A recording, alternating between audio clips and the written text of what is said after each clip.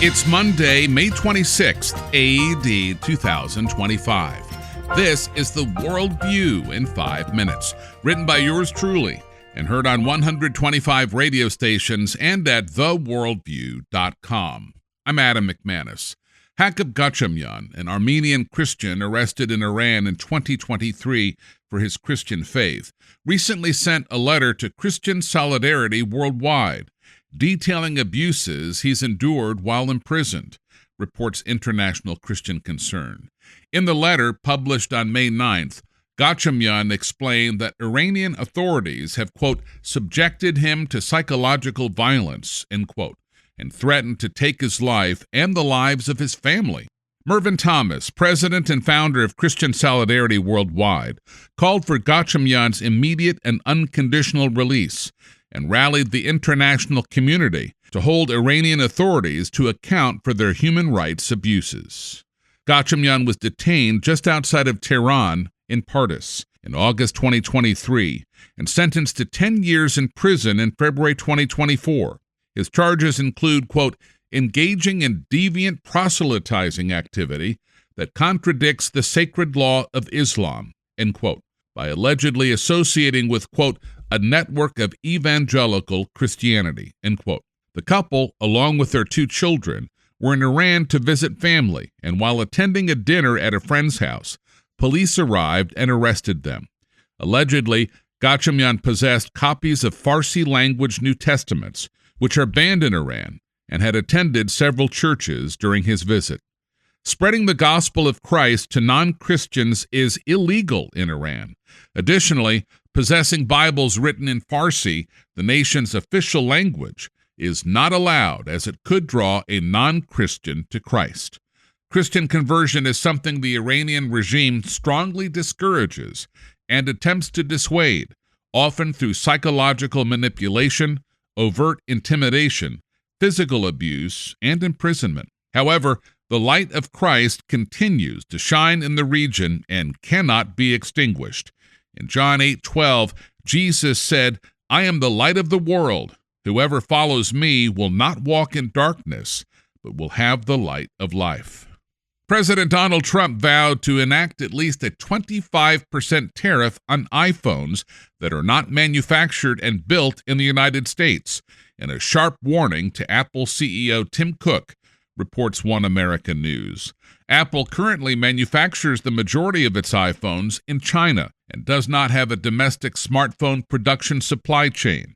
Apple announced a move to India in an effort to, quote, diversify its supply chain and reduce reliance on China, end quote.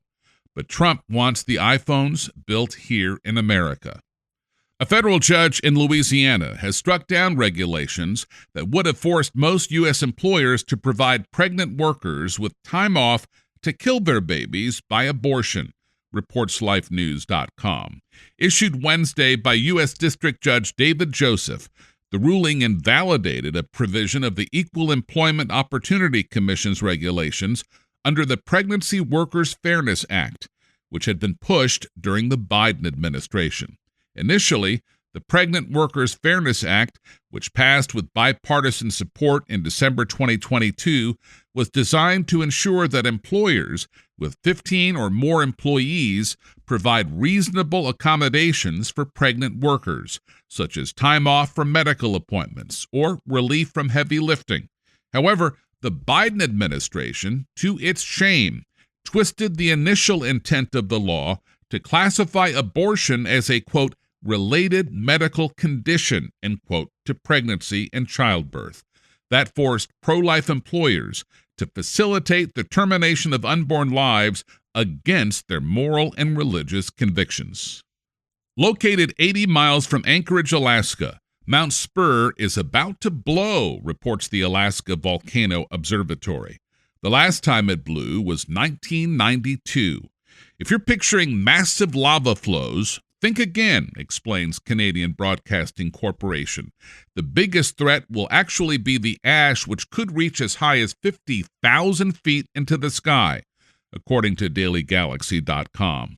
Volcanic ash could blanket Anchorage. If the eruption happens during daylight, the ash cloud could block out the sun for hours, plunging the area into total darkness. Ash is dangerous to breathe. It damages cars and machinery and can disrupt daily life. And then there's air travel. Ash could rise high into the atmosphere, and the tiny glass-like particles can reharden inside jet engines, posing a serious threat.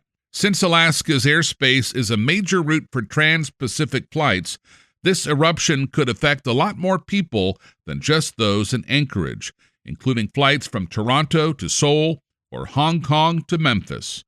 Psalm 95 verses 4 and 5 reminds us that God, who created Mount Spur, is in control. In his hands are the depths of the earth, and the mountain peaks belong to him. The sea is his, for he made it, and his hands formed the dry land. And finally, in an intriguing interview with Megyn Kelly, CNN's Jake Tapper confessed that, quote, conservative media was right, end quote, about Biden's dramatic mental decline. Tapper's new book is entitled Original Sin, President Biden's Decline, Its Cover-Up, and His Disastrous Choice to Run Again. Listen. Leading up to the debate, which you anchored, that June 27th debate, 2024, there was a ton of news leading into that debate in that month. And we look back at your coverage and found that you ignored the freeze up that he had at the Juneteenth celebration. You ignored what happened at the G7 when he wandered off and Giorgia Meloni, Prime Minister of Italy, had to go find him. You ignored the freeze up at the George Clooney LA fundraiser. You didn't cover it. You only covered it after the debate, after George Clooney wrote his op-ed. Your network at every turn was telling us those were, quote, cheap fakes. And you were not combating that narrative. CNN was actively misleading us on what our very eyes were showing us. That's the truth. That's the record. I will acknowledge that after I was named co-moderator of the debate, I tried to make sure that my coverage was fairly vanilla, both about Trump and about Biden, because I just wanted to get to the debate.